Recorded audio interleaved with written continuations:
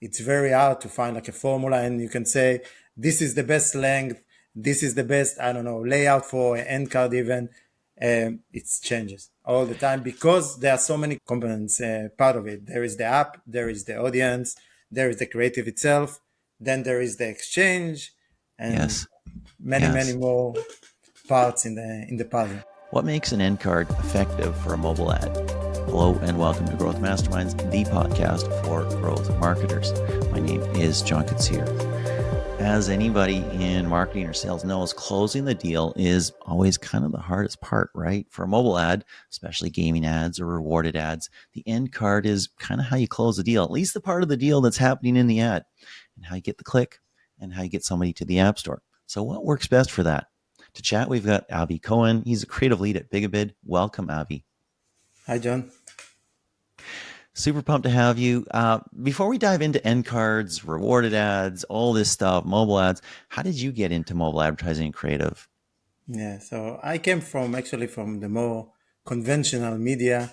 I used to work for the biggest TV channels in Israel and the biggest website in Israel. After a while, I decided to go a bit more to advertising, and I was very lucky. The first place that I started working in the high tech was Facebook, so Meta. I actually worked for them for about a year or Wow. so, and yeah, that was my first step straight into Very the big cool. water. Very cool. Your first step was a big step, but of course you Yeah. came from somewhere, so you didn't come from nowhere to do that. So that's pretty cool. Mhm. By the way, if you hear any banging, knocking, or anything, my house is a disaster right now. This is my office. It's the one island of sanity. There's lots of renovations going on. So if anybody hears anything, that's what's happening. I'll mute myself as much as possible so we can hear Avi and what he has to say. Okay, let's go really broad as we open this conversation. What are the formats that you're seeing that are working best right now? Then actually end card formats, we have like three kinds of formats. It can be a static end card, it can be a dynamic end card or a GIF, and it can be a interactive end card or a playable end card. Interesting. I mean, because especially if it's been playable, and I've seen that a little bit, right? You go to playable, and then another little bit of that is also playable. Yes, it really depends, I would say, in the vertical. Like for some verticals, the playable are more like match three. So usually Mm-hmm. for them, playables are it's something that you need to do when you're Mm-hmm. advertising match three. But for Mm-hmm. some other like social casino or maybe more casual games, I would say that static and GIFs would probably work better. Interesting. What's the psychology that's happening there? What do you think? I would say because match is really maybe it's easier to imitate when you do a playable Mm-hmm. because the game mechanics is very like you can say simple, so Yes. it's easier to mimic that. And but the other game mechanics are a bit more complicated, and the excitement that you get from the game is a bit hard to imitate in a very short format like playable. It is interesting as well, right? I mean, and I know we'll get into a lot of different things here, but it seems like mobile ads are getting longer and longer, right? Mhm. And so you've got multiple components. You might have something, a video that plays for the first part of it. You might have a playable segment, and then you might have the end card. And Mhm. somehow, some way, something is happening, and there, SK overlay is getting triggered, or Mhm. a link to the Google Play Store is getting triggered somehow, some Mhm. way. What's going on there, and what's your thinking about short or long mobile ads? Actually, it depends. It really depends on the what happened in the exchange. Because as you said, sometimes you can see two end cards, one after the other. Sometimes you can see even a long video and then an end card, a short video and then an end card. In the past, we used to think that shorter videos are better. Like, I don't know, a Mm-hmm. few years ago, 3, 4 years ago, we used to say 20-second max, and you should never go beyond 20 seconds for mobile apps. But now time are changing and also the formats are changing. So because we have so many formats and we can target the user in different forms and different formats and can make them more engage with this Mm-hmm. kind of formats. So now also the longer formats are better, even longer videos, a bit more like conventional advertising in TV sometimes. So times are changing for sure. Interesting. I've seen that certainly. I've seen I think 45 seconds in some cases, Hmm. and then you've got other components you add, and that's a little agonizing when you already notice in the first 5 seconds that is not an app or a game that I want to download. Hmm. So, but you want the reward, so you hang Exactly. around and you hang around and you waste your time and you waste everybody's time. But it is interesting, I guess, if it is something that you would be interested in, you get a little deeper in there. What you're saying is longer correlates with higher conversion rates, higher click-through rates. It not always. I would say it really depends on the app. On some apps, it's true, but on some of them not. On some of them, we see a better performance and conversion rates with shorter formats. It really depends on the apps and on the audience, of course. Interesting. Let's dig into that a little bit. And I guess you might have to speculate a little bit, but you have a ton of experience working with these every single day. Like, Mm-hmm. is it the app that matters there? Is it the creative? Is it the vertical? What is really driving the differentiation between when a long ad works versus when a short one works? I would say it's probably a combination between all of them. It's the app itself, it's the audience, it's the creative, obviously. Yeah, it's a combination. This is why there is no like a formula that works every time for every app. I wish we had something like that, but from my experience, we can see it differ a lot, a Exactly. lot. Where is the physics formula for perfect ads every single time, right? I mean, come on. Yeah, yeah, we do so many tests, and every time we see that it's very hard to find like a formula, and you can say this is the best length, this is the best, I don't know, layout for an end card even. It changes all the time because there are so many components part of it. There is the app, there is the audience, there is the creative itself, then there is the exchange, and Yes. many Yes. more parts in the puzzle. Super challenging. Let's say somebody comes to you and they say, hey, we want to spend, I don't know, let's say 5K a day or something like that. We have this Mhm. campaign. We're going to run it for this new game.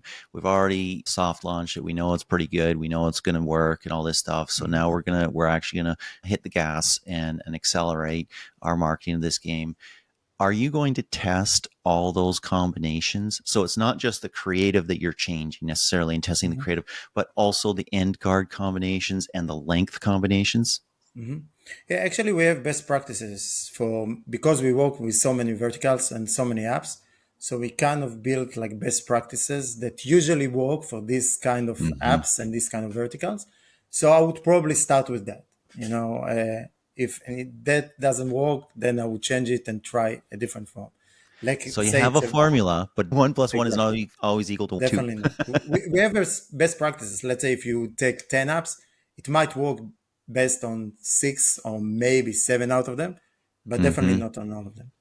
Let's say that you do that testing. Mhm. What percentage of a budget will you spend on that testing before you zero in on what you think works best for that particular app? So our deviation in Bigabid, we usually give for test 30% of the budget, Mm-hmm. and only after 30% we are confident enough to go for full on for the rest of the Gotcha. 70%. So usually Gotcha. we do our testing on 30% of the budget. Okay, let's talk about end card specifically. Now, I mean, on the face of it, pretty obvious, right? The end card is there to seal the deal, get the tap, get the click, get somebody to an app store or Google Play, install the app, and everybody's happy. Win-win. You succeeded. That sort of thing.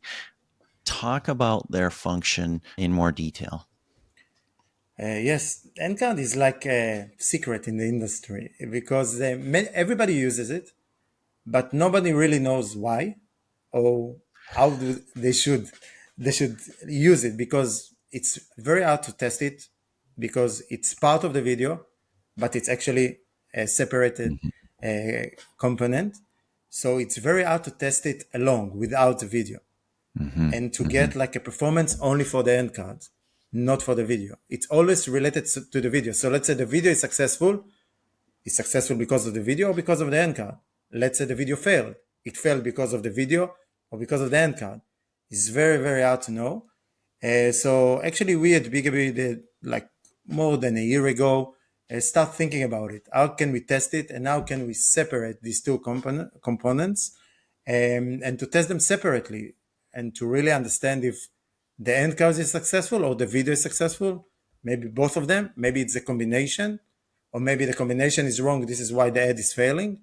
And so then we start like do a lot of tests with many variations of end card, different variations of end card, different videos. And then we saw an amazing conclusions that the improvement in, let's say in IPM could be sometimes 30% just by changing the end card. Same, exactly the same video, different end card, 30% different in IPM. So it was really like life-changing for us at Bigabid. And yeah, and I think for the entire industry, I think most of the people in the industry don't really test end cards separately from videos. Well, it was funny because as you were talking right off the top about different types of end cards and other things that I was thinking, the additional complexity this adds to testing is absolutely massive. Because I mean, very old school, simplistic approach to creative testing. You've got creative A, B, and C, and you test and which one works best. Mm-hmm. Well, I mean, but you add layers of complexity by where they appear, how long they are, what end card you add after each of them.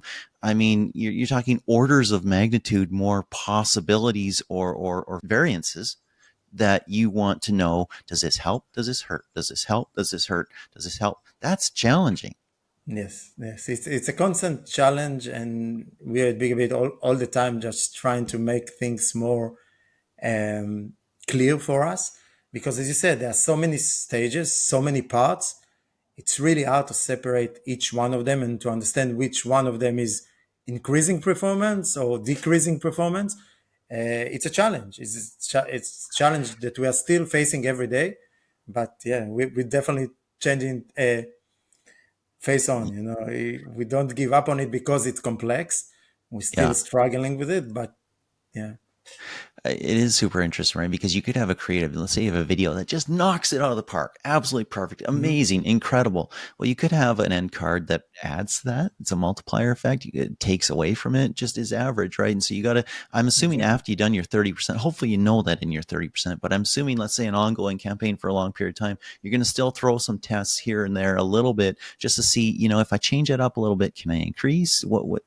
I'm assuming you continue to do a little bit of that. Yes, definitely, because there is the churn and the fatigue for every creative. So sometimes we try to tackle it with an end card. Sometimes maybe just swapping the end cards can help and increase the performance back after a churn or fatigue of a creative. Absolutely. More layers of complexity because the world changes. People change. They've seen it 5 times already, and now they're just pissed off when they see it again. So you got to show them something different and shake them up. Okay. Let's talk about real world stuff. Let's start with a couple examples of different apps and different verticals that you've seen that have worked really, really well. And then maybe after I'll ask you about some things that just totally, utterly failed. That's always interesting, kind of fun. Everybody likes looking at everybody else's failures, not their own, but let's talk about what worked. Give me a couple examples of something that just knocked it out of the park. Okay, so the first example, it's one of the first tests that we actually did. We used to have an ad card and it used to work pretty well. And then we said maybe we'll try to test it with 2 different end cards, 2 different concepts. The basic concept of the first end card was it was related to the video. It looks pretty much as the end of the video, just an end card with the CTA and the logo. It was like a part of the video and it seems to be fine. And then we said maybe we try something completely different, something that is totally unrelated to the video. Let's say maybe a voucher, or something that is unrelated. It's very generic, but not related to the video as well. And we did it and we tested. And then we saw the 30% increase in IPM, and we were very surprised to see such a big difference in performance.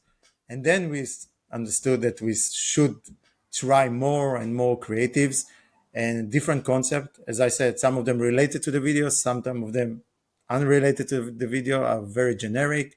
Some of them are static, some of them have GIFs.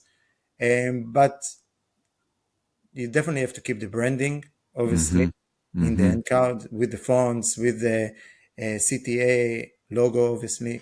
And so this is very important. CTA always has to be there.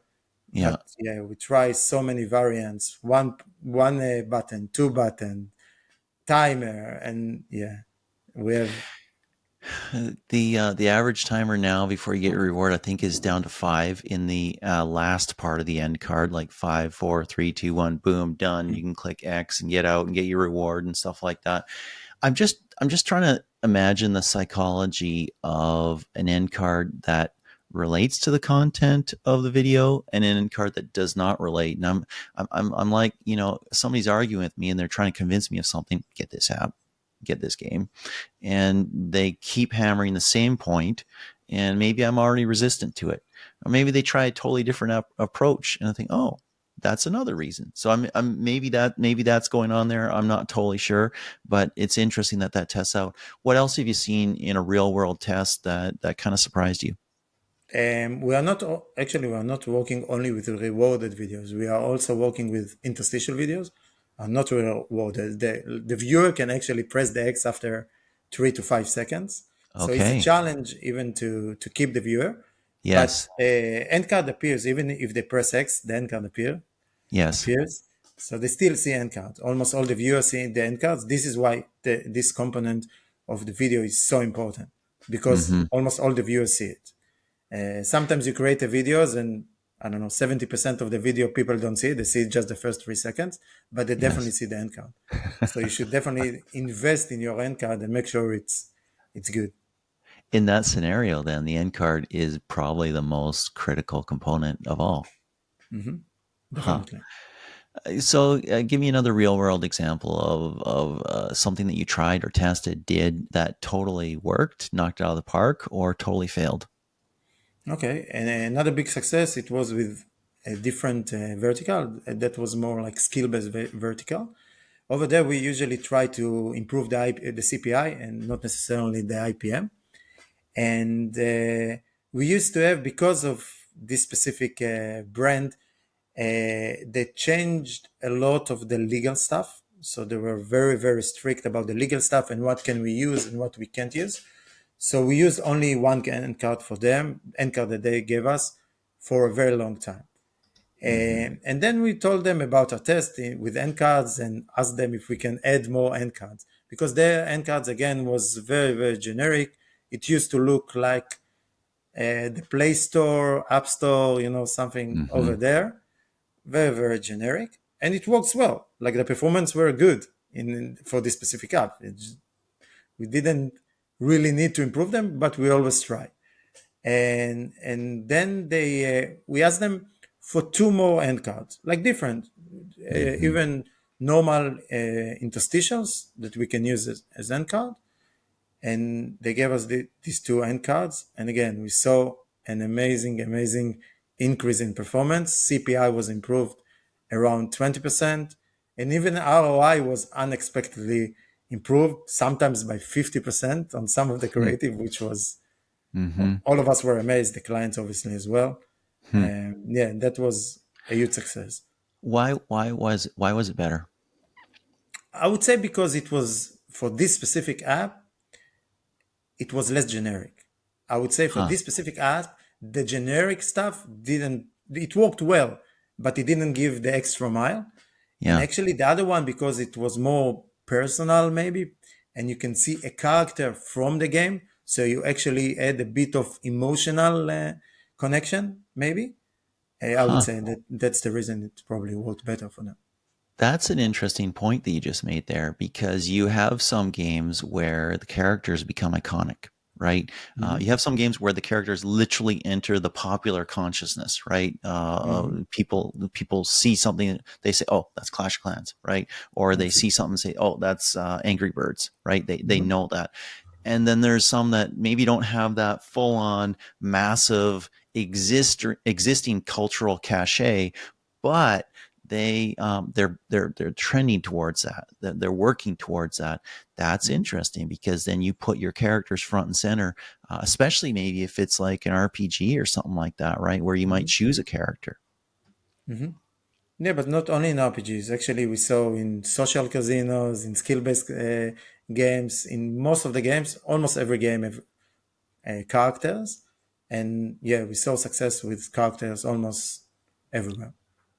I would say again, because of the emotional connection, Huh. it's always easier to relate even to a cartoon character than just their play or I can gameplay. see that. I can see that. I mean, like you said, the generic, it just looks like the App Store or the page listing in Google Hmm. Play or something like that, right? Okay, it's very business-like, let's say, right? It's very impersonal, right? Hmm. But humans are hardwired to look at faces, to see faces, Hmm. to read emotions, to that sort of thing. And so you're going to be drawn to that, even if it is an artificial character or a cartoon Hmm. character or something like that. That makes a ton of sense. Any other key design elements that you think, hey, you should at least think about incorporating this in your end card? Yeah, so we already spoke about characters. So characters is definitely the other elements that also work for creatives, for static creatives. I would say like timer. It's definitely something that people relate to. And Your phone will blow up in 10 yes, seconds unless you press it. big red. Yes, and sometimes you just need to direct the people to what you want them to do. Even the CTA is not enough. You want a finger showing them where they need to press, and it helps. Click here. Yes, yes. There's always this psychological mechanism that we always try to work. That sometimes look obvious or not obvious, but they work. They definitely. Yeah. Yeah. Do you ever just try and break every single rule and see if it works anyways? No, definitely. We are doing that all the time. Like I would talk to our designers and I would say 10% of our creative need to be crazy, like totally crazy, not Yes. based. We are always based all our creatives and everything on data because Yeah. Bigabid is a data company. But we sometimes say 10% of this creative are not based on anything, just go wild. And sometimes we see a great success with it. Like we used to have a creative that looked like a children drawing, like the funniest thing ever, like a character I that got my kid to make this ad. No. exactly this is what it looked like. A 5 years old made this ad, and we just said the CTA and something, and it was a great success. So I'm telling them all the time, go wild, because they are very involved also with social media, and they see Yeah. some stuff that I wouldn't sometimes see. I don't know, like hooks with playing with Play-Doh or something. This is like Mm-hmm. obviously very Mm-hmm. interesting for some people. So they bring crazy ideas, and sometimes they work, sometimes they fail, but it always like important for me to encourage that because this is how you can break all the rules and sometimes bring like the best performing creatives that nobody thought about. So yeah. Serendipity, right? Serendipity or luck or just the creative magic pixie dust of the internet or of life in general, right? Absolutely critical because it's amazing. You come from broadcast TV, so you know some of this. Like pretty much, it's a car ad before you know what car they're advertising or what brand it's from. It's a beer ad before you know what beer it is. And maybe there's even something good about that because you're like, if you're in the market for a car, or I need a new beer or something like that, maybe that twigs you off to pay more attention. I kind of doubt it.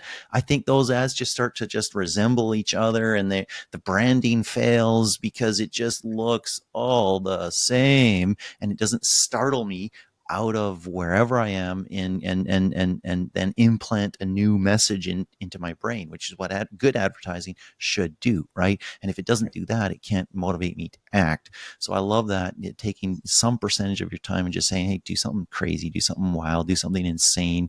There's no button. Click here and there's no button, right? Drive people insane. Make that a viral sensation. I just gave you an idea. Invoice is in the mail. But excellent. Yeah. Okay, cool. This has been really super interesting. Anything else we should know about end cards? I would say test, just test a lot and even test more. Mm-hmm. I know it's hard to test, Mm-hmm. even for us. After almost 1 year, we are testing it. It's really challenging, especially to get the right results and optimize it. But you have to do it. It's such an important component of every video and of your performance. So don't neglect it. Definitely don't neglect it. Wonderful. Avi, thank you so much for taking this time. I really do appreciate it. Thank you very much, John.